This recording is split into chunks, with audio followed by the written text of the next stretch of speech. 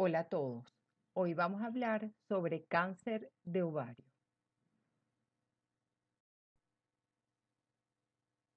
El cáncer de ovario es una neoplasia maligna que se origina en el ovario. El tipo histológico, por supuesto, depende de la célula que origina el tumor. Hay que recordar que el ovario tiene varios tipos de célula y ya vamos a ver más adelante que su tipo histológico depende fundamentalmente del tipo de célula que se convirtió en una célula maligna. Es importante recordar que según la FIGO, el cáncer seroso ovario de alto grado de las trombas de falopio y peritoneal se deben considerar en conjunto. El diagnóstico, por su origen carcinogenético común, debe considerarse como una misma entidad y solo hablar de cáncer de ovario como tal cuando esté claro el origen de este tipo de cáncer. Con respecto a la epidemiología, podemos decir que en Venezuela ocupa el séptimo lugar en incidencia y el sexto en mortalidad. A nivel mundial, ocupa el octavo lugar en incidencia y en mortalidad. Como podemos ver, no es un cáncer tan frecuente como el cáncer de mama o el cáncer de cuello uterino. Sin embargo, como tiene una alta mortalidad, ya vamos a ver más adelante que es difícil hacer el diagnóstico, entonces es un cáncer que preocupa desde el punto de vista epidemiológico en ese sentido. Normalmente la edad promedio es 50 años, es una enfermedad que da en mujeres generalmente posmenopáusicas. Sin embargo, hay algunos tipos de cáncer, ya vamos a ver, mucho menos frecuentes que dan en mujeres más jóvenes, inclusive en niñas. En esta gráfica podemos ver la incidencia estimada y mortalidad por cáncer en mujeres en Venezuela para 2013. Esta es la última estadística que tenemos oficial con respecto a cáncer en mujeres. Como podemos ver, el cáncer de ovario es el séptimo en incidencia y sexto en mortalidad. Para ese año, 783 mujeres fueron diagnosticadas con cáncer de ovario y 495 murieron por esa misma causa. Como podemos ver, es una enfermedad con una alta mortalidad. Más de la mitad de las pacientes diagnosticadas mueren de la enfermedad. Aquí en estas gráficas podemos ver cómo es la incidencia y mortalidad a nivel mundial. Eh, Como podemos ver la incidencia en la gráfica de torta a mano izquierda, vemos la incidencia que es más o menos 3,4% de todos los tipos de cáncer en mujeres. La mortalidad es 4,4% de todos los tipos de cáncer. En la gráfica de la derecha podemos ver cómo es la incidencia y mortalidad según los países con altos o bajos ingresos socioeconómicos y vemos que con respecto al cáncer de ovario no hay una mayor incidencia de cáncer de ovario en los países desarrollados o de altos ingresos, pero la mortalidad es más o menos similar en ambos grupos de países. ¿Cuáles son los factores de riesgo para desarrollar un cáncer de ovario? Importante historia familiar de cáncer de ovario, mama o colon. Aunque comprende solamente el 20% de las pacientes con cáncer de ovario, es importante saber que las pacientes con historia familiar de cáncer de mama con mutaciones genéticas tipo BRCA1 o 2, síndrome de Lynch, tienen un riesgo aumentado para producir cáncer de mama. Estas pacientes, en vista de este riesgo, pasan a ser una población especial con respecto a la pesquisa, ya lo vamos a ver al final de la clase. Tener más de 50 años es un factor de riesgo, ya conversamos que son pacientes generalmente posmenopáusicas. Haber tenido una menarquia temprana o una menopausia tardía, historia personal de cáncer de mama, la nuliparidad, es decir, no haber tenido hijos, raza blanca o ascendencia judía nací, exposición a diferentes tipos de radiaciones, talcos o asbestos. Todos estos componentes se comportan como carcinogenéticos a nivel ovárico. Y tener antecedentes de rubiola o parotiditis. También hay algunos virus que están involucrados en la carcinogénesis ovárica. Hay diferentes tumores de ovario dependiendo de la célula que le dio origen. Como ustedes habrán visto en sus clases de histología, el ovario está conformado por diferentes tipos de células. Tenemos las células que conforman la corteza ovárica, las células que conforman el estroma, todo lo que es fibroblastos, células mesenquimáticas. También tenemos las células que conforman lo que es el folículo ovárico, que es el mismo, el ovocito o el óvulo, y que está rodeado de células de la granulosa. También tenemos las células de la teca que están alrededor del folículo, pero formando parte del mesénquima ovárico. Entonces, según el origen, tenemos los tumores epiteliales que se originan de la corteza ovárica, estos son los más frecuentes y realmente de lo que vamos a hablar en esta clase.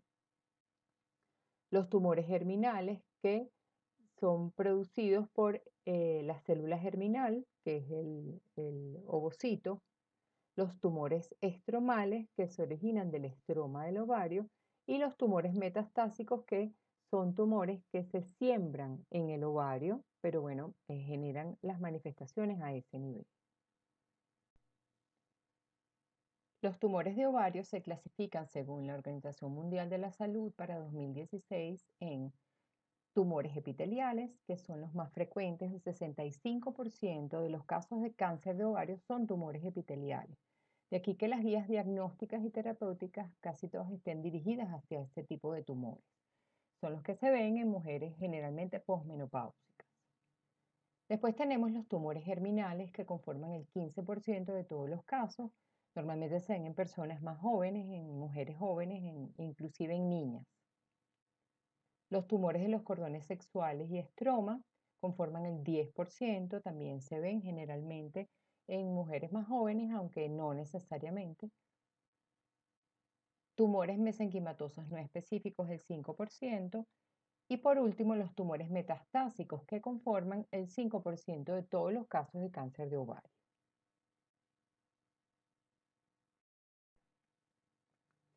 Vamos a hablar de los tumores epiteliales de ovario.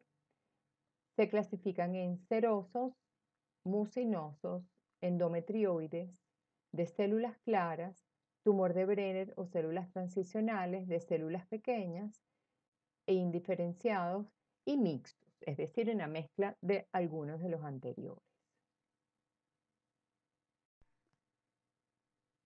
Los tumores germinales de ovario están clasificados según la célula del folículo de donde se originan o la célula, recordemos que hay células totipotenciales, las células germinales son totipotenciales y pueden generar un tipo celular específico. Tenemos entonces el teratoma, que puede ser maduro, inmaduro o sólido. Después tenemos el monodermal, el estruma ovaria, el carcinoide, que generalmente son células que producen hormona tiroidea, por ejemplo. Disgerminoma, que procede del ovocito específicamente.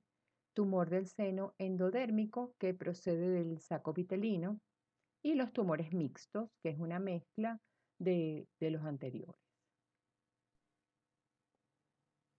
Los tumores del estroma y de los cordones sexuales del ovario se clasifican en tumores de la célula de la granulosa cuando proceden de la célula de la granulosa, que es la que rodea el ovocito, tumores de las células de Leydig, tumores de los cordones sexuales con túbulos anulares, ginandroblastomas y tumor de células esteroideas, que es tumor de células lipídicas.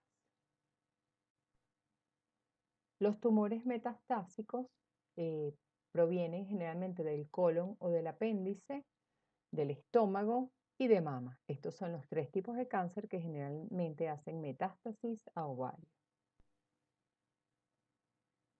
Vamos a conversar ahora de la carcinogénesis ovárica, específicamente del cáncer epitelial de ovario, que como es el cáncer más frecuente, es donde se ha evaluado mejor o es el que más se ha evaluado cuál es el origen desde el punto de vista carcinogenético.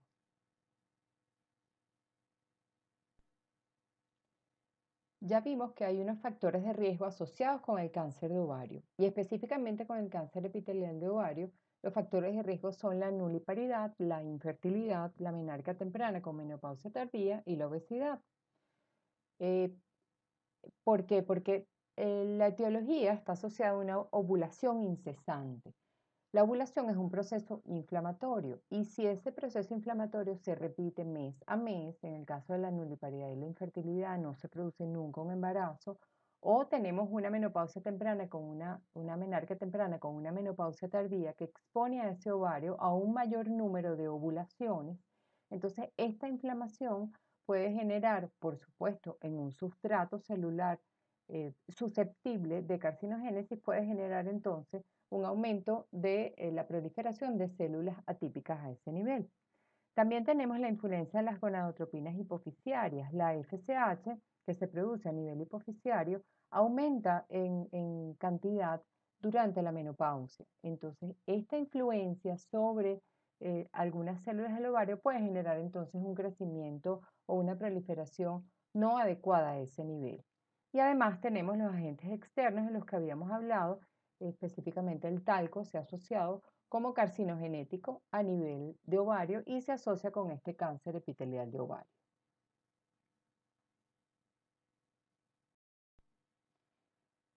En el cáncer epitelial de ovario se distinguen dos tipos. El tipo 1 es un cáncer seroso de bajo grado o endometrioide de células claras y se origina de los precursores epiteliales ováricos.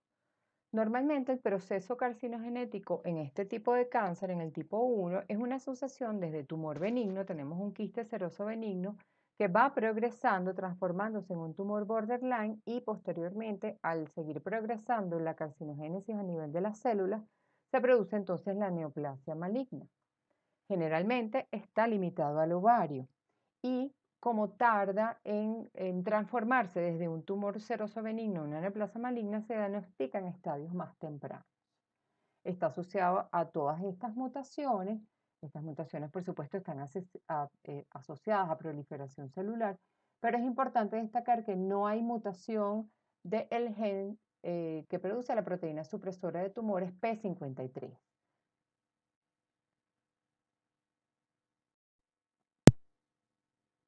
En este diagrama podemos ver cómo es la sucesión de etapas de la carcinogénesis del cáncer epitelial de ovario tipo 1. Aquí podemos ver que se produce un ambiente proinflamatorio, bien sea por la ovulación o por cualquier otra noxa, a nivel del epitelio que cubre el ovario. Se forma entonces un quiste de inclusión ovárico, que puede generar un quiste benigno. Si hay algún cambio en la expresión genética dentro de estos quistes de inclusión, bien sea por una mutación hereditaria o una mutación adquirida de los genes que vimos en la diapositiva anterior, se produce entonces una transformación maligna y ya al haber transformación maligna y crecimiento tumoral, pues se disemina alrededor del ovario y en la pelvis. Tenemos después el cáncer epitelial de ovario tipo 2, mucho más agresivo que el tipo 1. Este tipo de cáncer se origina del epitelio del segmento distal de la trompa uterina o de la superficie ovárica. El origen tubárico de este tipo de cáncer ha sido demostrado por diferentes estudios. Se describe en el 96% de este tipo de cáncer una mutación del gen que produce la proteína P53, que es una proteína supresora de tumores. Actúa como un semáforo, haciendo que la célula muera o que vaya a apoptosis si hay algún problema con la célula. Al no tener esta proteína funcionando, pues hay un crecimiento descontrolado de las células atípicas. También se describe en el 50% de los casos una mutación del gen BRCA, que está asociado con cáncer de mama también. No se encuentra en los tumores no serosos. El 60% de los casos se puede describir una neoplasia intraepitelial tubárica que precede a este cáncer epitelial de ovario.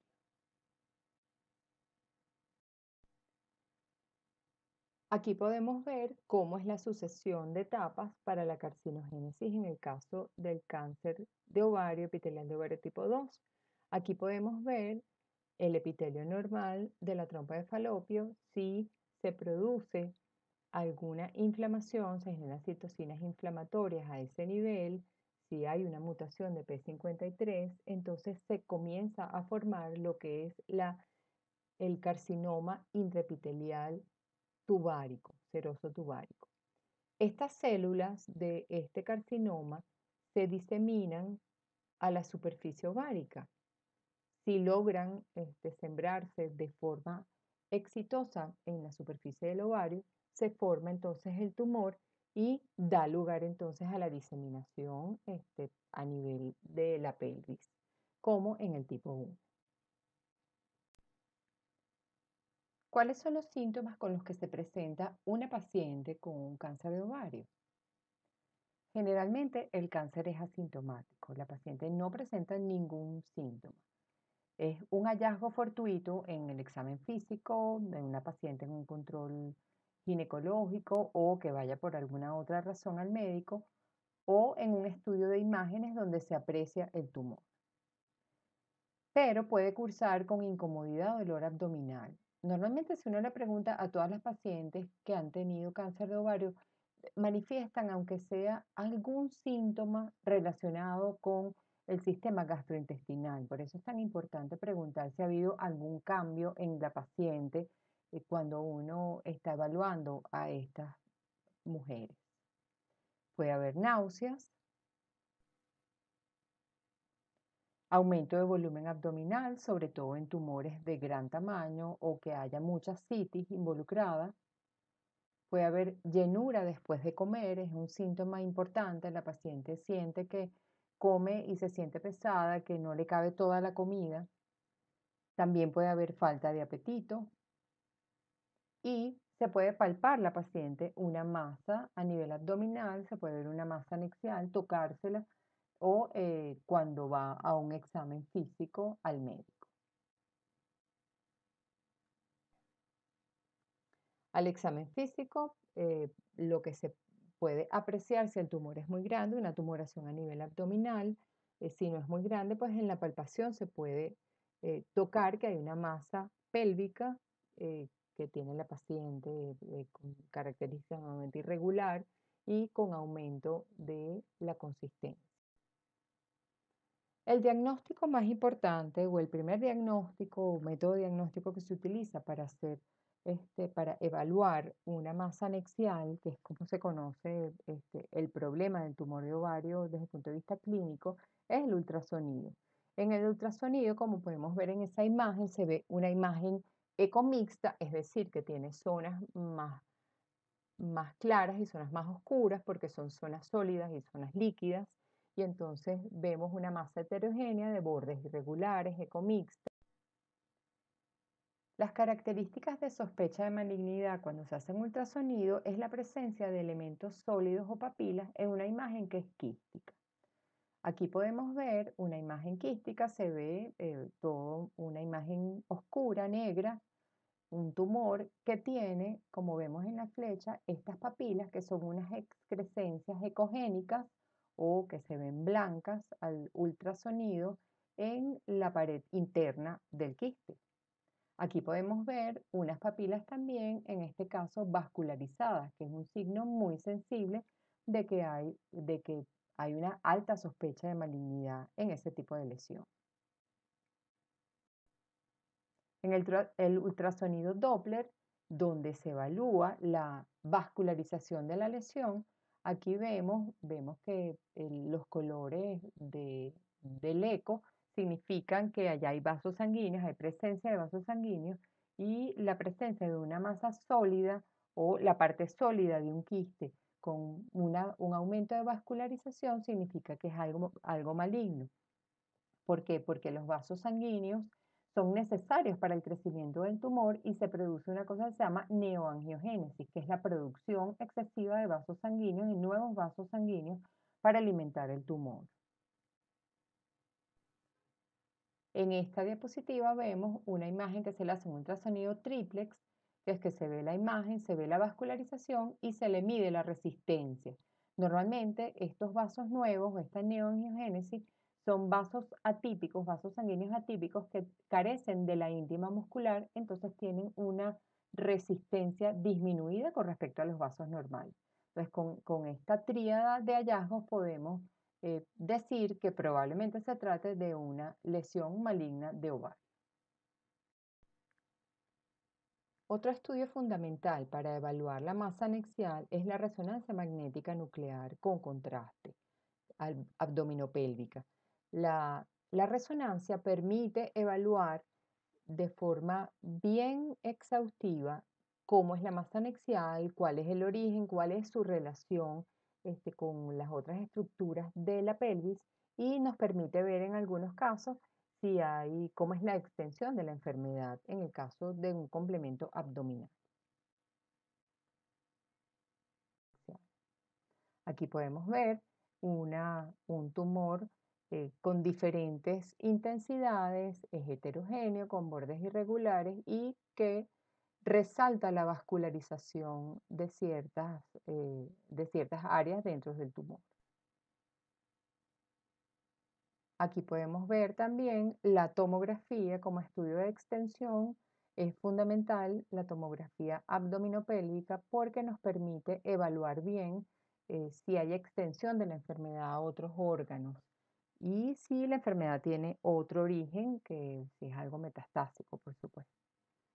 El CT PET también es bien útil, no tanto para diagnóstico, sino es útil para estadías y recurrencia. Esta es una tomografía de emisión de positrones que resalta los lugares donde hay actividad eh, eh, maligna. Entonces hay un aumento de, del consumo del contraste y entonces podemos ver en qué partes del cuerpo pudiera haber enfermedad y es muy útil para establecer el estadio de la enfermedad que, como vamos a ver, es vital para el tratamiento. ¿Qué exámenes de laboratorio se pueden hacer para hacer el diagnóstico? Normalmente se utiliza el CA-125. Es más útil para el manejo de la enfermedad que para el diagnóstico, pero en el cáncer epitelial de ovario, en pacientes menopáusicas, cuando el CA-125 está elevado y tenemos una masa anexial sospechosa al ultrasonido, pues lo más probable es que se trate de un tumor maligno epitelial de ovario. El antígeno carcinoembrionario también nos sirve para distinguir si este tumor de ovario es originalmente de ovario o es una metástasis gastrointestinal o un primario mucinoso, porque el CEA se aumenta en estos dos casos. Hay diferentes kits diagnósticos que lamentablemente no tenemos disponibles aquí en Venezuela, pero es importante que ustedes lo conozcan. Está el OVA1 que combina 5 marcadores. En este caso, beta-2 microglobulina, el CA-125-2, la apolipoproteína A1, prealbúmina y transferrina. Entonces, es un set de 5 marcadores que según los niveles que tenga de estos 5 marcadores se hace un diagnóstico positivo o no o de sospecha para cáncer de ovario.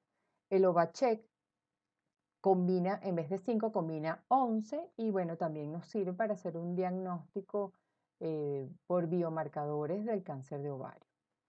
Cuando se sospecha que el tumor no es epitelial, cuando estamos sospechando otro tipo, sobre todo los germinales, es útil hacer la gonadotrofina coriónica humana, LDH y alfa-fetoproteína, porque se elevan en el caso de tumores malignos de células germinales.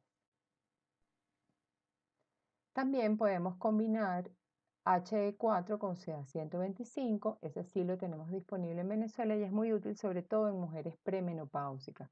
Aquí hay un algoritmo que es el algoritmo de Roma que establece pues qué valores, hay una combinación de los valores de HE4 y de CA-125 y establece entonces la probabilidad de que la masa anexial que estamos evaluando sea o no maligna. Según la FIGO, el cáncer de ovario se clasifica por estadios, como todos los otros tipos de cáncer. Y vamos a ver cuál es la clasificación que ellos establecen desde el año 2018. El estadio 1 es cuando el tumor está confinado al ovario o a la trompa. Aquí podemos ver que el estadio 1A está confinado al ovario o a la trompa uno solo, un ovario, una trompa. El estadio 1B, cuando está confinado a los dos ovarios o a un ovario y una trompa. Y el estadio 1C, cuando está la cápsula rota, bien sea de un ovario o de los dos, o de una trompa y de las dos, y o hay células malignas en el líquido peritoneal, es decir, en la citis que rodea el tumor, hay presencia de células malignas. Esto se considera un estadio 1C. El estadio 2 es cuando hay extensión a pelvis o peritoneo. En el 2A, cuando la extensión es a las trompas o hay extensión al útero. El 2B, cuando la extensión es a la pelvis, al peritoneo pelviano. Y el 2 también se considera cuando el cáncer es primario de peritoneo, es decir, no hay tumores a nivel del ovario, pero hay tumor peritoneal. Por supuesto, una vez que se han descartado otras causas de cáncer a nivel peritoneal, metástasis de otros tipos de cáncer. El estadio 3 del cáncer de ovario es cuando el tumor se extiende fuera de la pelvis o en los ganglios retroperitoneales. Tenemos el estadio 3A, donde se pueden evidenciar ganglios linfáticos con cáncer. En el estadio 3B, cuando tenemos enfermedad diseminada por el peritoneo por encima de la pelvis, con un tamaño de los tumores o de la siembra peritoneal de 2 centímetros o menos, y cuando el tamaño de la siembra peritoneal es mayor de 2 centímetros, hablamos de un estadio 3C. Y por supuesto del estadio 4, que es metástasis a distancia o presencia de líquido a nivel pleural. Entonces se puede diseminar, por ejemplo, este cáncer epitelial de ovario, trompas de Falopio y primario de peritoneo a través del sistema linfático o de la sangre, puede llegar al hueso, hígado, pulmón y otros sitios de preferencia del tumor. ¿Para qué sirve el estudio o la estadiación de un cáncer, específicamente el cáncer de ovario? Es muy importante la estadiación inicial porque el pronóstico depende de esa estadiación y por supuesto el tratamiento depende mucho de esa estadiación. Se planifica el tratamiento dependiendo de en qué estadio está la paciente y eso va a garantizar la supervivencia de la paciente. Aquí podemos ver que en los estadios localizados la supervivencia a los 5 años es más o menos del 91%, pero las mujeres que se diagnostican en este estadio es menos de 15%. En el caso de los estadios 2 y 3, tenemos que la supervivencia es 71% y el porcentaje de mujeres diagnosticadas es 17%. Y en los estadios 4, cuando ya hay enfermedad a distancia, la supervivencia a los 5 años es muy baja, es del 26.9%, y como podemos ver, el mayor porcentaje de mujeres diagnosticadas cae justamente en este estadio. Por eso es importante reconocer esta enfermedad en los estadios localizados al ovario, en los estadios iniciales, para garantizar una mejor supervivencia de esta paciente. Una vez que hemos hecho el diagnóstico de sospecha de una masa anexial de probable origen maligno, estamos sospechando de un cáncer epitelial de ovario, es importantísimo para poder ubicar a la paciente en alguno de los estadios que vimos anteriormente, hacer lo que se llama la cirugía estadiadora o una cirugía de protocolo de ovario. Es importantísimo que el cirujano que vaya a hacer esta cirugía sea oncólogo o un cirujano entrenado en oncología ginecológica, porque la diferencia en cuanto a la estadiación y el pronóstico de la paciente depende fundamentalmente de esta cirugía, de esta primera cirugía. Lo que no se hace en este momento y la muestra que no se toma en este momento ya se pierde y no se puede volver a hacer. Se debe hacer una incisión media supra e infraumbilical para exponer bien todo lo que es la cavidad abdominal, y lo primero que hay que hacer es una citología del líquido peritoneal, de la citis, y si no hay ascitis, hacer un lavado peritoneal con solución salina tibia y fijar con una gota de formol por cada 10 cc de solución. Esto es importantísimo porque, como vimos en la estadiación del cáncer de ovario, es muy importante saber si hay células peritoneales, células en peritoneo malignas en ese líquido peritoneal. Entonces, una vez que se comienza la cirugía, que se comienza a manipular el ovario, por supuesto se puede contaminar el líquido peritoneal. Entonces, es muy importante que lo primero que se haga sea esto. Hay que hacer un registro claro de los hallazgos, hacer una buena descripción de los hallazgos quirúrgicos, hacer una omentectomía y apendicectomía en el caso de sospecha de mucinoso, hacer biopsia de cualquier lesión sospechosa o al azar si no hay lesión macroscópica, hacer una salpingo-oforectomía bilateral con histerectomía y una linfadenectomía pélvica y paraórtica selectiva, es decir, los ganglios que se vean sospechosos se deben quitar y todo eso se manda a biopsia para entonces hacer un buen estadiaje de esa paciente para poder planificar mejor el tratamiento. ¿Cuáles son los tratamientos? Bueno, por supuesto, esa cirugía es un tratamiento también, aparte de la estadiación, porque se quita toda la enfermedad posible. Posteriormente se le da quimioterapia a la paciente dependiendo del tipo histológico del cáncer.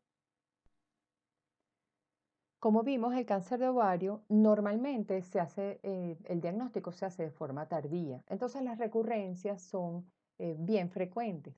Para evitar las recurrencias o para prolongar un poco la supervivencia de las pacientes, se utilizan anticuerpos monoclonales como el bevacizumab, sunitinib, vandetanib y el olaparib. Todos estos anticuerpos monoclonales actúan de forma diferente, no vamos a hablar de eso en este momento, pero eh, prolongan bastante en algunos casos la supervivencia de estas pacientes después de la quimioterapia. Ahora vamos a conversar sobre la prevención del cáncer de ovario. Esto es muy importante que ustedes lo conozcan porque si es posible una prevención primaria del cáncer de ovario, aunque no es muy frecuente, pues es importante que ustedes lo conozcan. ¿Cómo prevenimos el cáncer de ovario? Pues controlando los factores de riesgo, entre ellos el estilo de vida. Recordemos que la obesidad está asociada con cáncer de ovario, entonces si la paciente tiene una vida sana, bueno, no solamente para este cáncer, sino para todos los tipos de cáncer, ejercicio, etcétera, etcétera, de alguna manera se disminuye el estado proinflamatorio que genera el cáncer. Supresión de la ovulación, vimos que hay una relación entre la ovulación incesante y el desarrollo de cáncer epitelial de ovario. Entonces, si nosotros suprimimos la ovulación, sobre todo utilizando anticonceptivos hormonales, pues podemos entonces disminuir esa inflamación a nivel del epitelio ovárico. El manejo del factor tubárico, ya vamos a ver cómo. eh, si la trompa es un factor importante, sobre todo en el tipo 2 para generar cáncer de ovario, pues si evitamos manejando el factor tubárico que se produzca en la neoplasia intraepitelial tubárica, pues prevenimos de alguna manera el cáncer de ovario. Después tenemos lo que es la cirugía reductora de riesgo. Esto solo se aplica a los pacientes con riesgo para cáncer de ovario, pacientes con mutaciones BRCA1, 2 y pacientes con síndrome de Lynch. Y vamos a hablar un poco lo que es la pesquisa, qué tipo de pesquisa se puede hacer para evitar el cáncer de ovario. La prevención. Los anticonceptivos hormonales, pues es una forma eficiente de inhibir la ovulación. Entonces, sirve como prevención primaria del cáncer de ovario. Hasta entre un 40 y un 50% de disminución de la incidencia de cáncer de ovario se ha visto en pacientes que consumen anticonceptivos hormonales. Y el efecto se puede prolongar inclusive 10 años después de suspender su uso.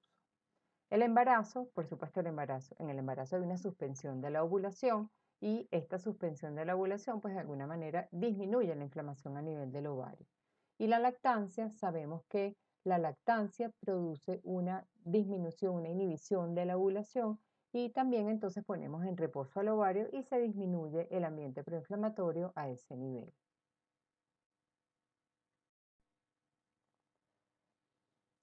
Se ha propuesto la salpingectomía oportunista, es decir, quitar las trompas en casos de cirugía benigna. Por ejemplo, si la paciente va a ser sometida a una esterilización quirúrgica, hacerlo por salpingectomía. Si la paciente va a ser sometida a una histerectomía con conservación de ovario por una patología benigna como una miomatosis, pues hacer una salpingectomía en este momento, porque así evitamos el cáncer de ovario en esa paciente de origen tubal. En pacientes con riesgo genético, ya vimos pacientes con BRCA, sobre todo BRCA1 y pacientes con síndrome de Lynch, se puede planificar lo que se llama una oforosalpingectomía, es decir, quitar el ovario y las trompas de forma bilateral en pacientes que hayan completado su descendencia. Normalmente se recomienda aproximadamente a los 35 años o bueno, cuando completen la descendencia de esta paciente. Esto disminuye la incidencia de cáncer de ovario hasta en un 90%. Recordemos que puede haber el cáncer eh, primario peritoneal, que ese, pues, con la oforosalpingectomía no puede ser evitado. Y por supuesto, la dieta sana no solamente evita el cáncer de ovario, evita un montón de cánceres y es importante que los pacientes hagan conciencia de esto y tengan una dieta sana y hagan ejercicio. Con respecto a la pesquisa del cáncer de ovario, han emanado ciertas recomendaciones de parte de los grupos UPSTF en el 2018, LUCATOS en el 2015 y el NCCN, y el consenso es no realizar pesquisa en mujeres asintomáticas en la población general. No hay ningún estudio que sea costo beneficioso para realizar una pesquisa de cáncer de ovario, detectar el cáncer de ovario en sus etapas iniciales en la población general. Sin embargo, en pacientes con posible cáncer hereditario, recordemos BRCA, con mutaciones BRCA o síndrome de Lynch, se recomienda ultrasonido transvaginal ICA 125 cada 6 meses a partir de los 30 años. Aunque el beneficio es incierto, como estas pacientes tienen un alto porcentaje de desarrollar cáncer de ovario, pues se pudiera detectar la lesión en etapas iniciales y tener un mejor pronóstico después del tratamiento.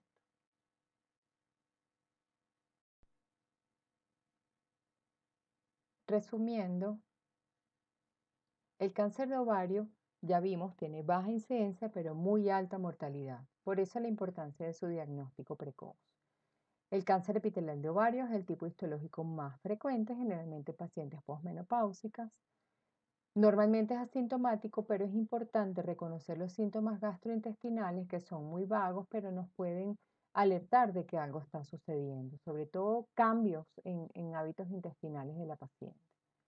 El estadiaje es fundamental para planificar tratamiento y asegurar así una mejor supervivencia.